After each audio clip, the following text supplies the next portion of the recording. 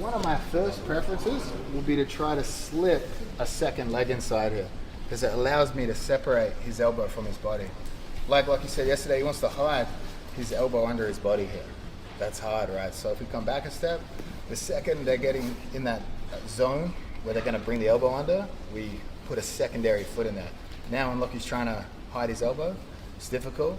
I can extend his elbow away and start to slip. So again, we're here, maybe we're hand fighting. We're just hiding that second foot inside here.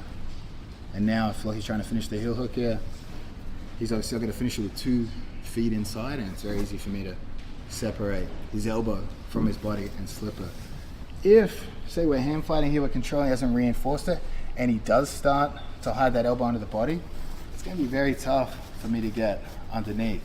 My next best course of action would be to try to kick the armpit and retract, right?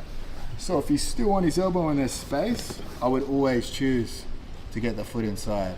Because if there's space, it's actually going to be harder for me to kick out in this direction. But as he starts to hide it, it changes the angle to make me able to retract in a stronger range of motion.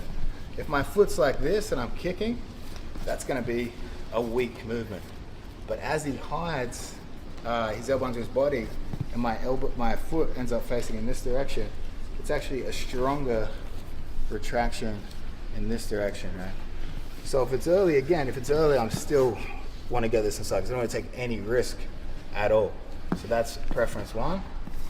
If he does get it and immediately hides, I'm trying to kick and retract the heel. And then again, the second we're out, we let go.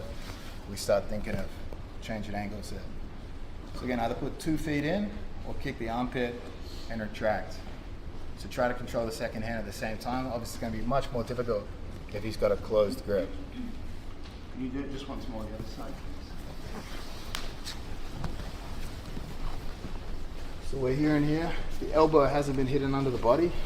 I'm sliding the foot in and separating. So again, elbow hasn't been hidden. Take a second foot in there, separate. If the elbow slides deep under the body here, it's going to be much harder for me to slip a foot in, but it's easier for me to kick and retract because this direction is going to be much stronger than this direction. All right, guys, 3, 2, 1.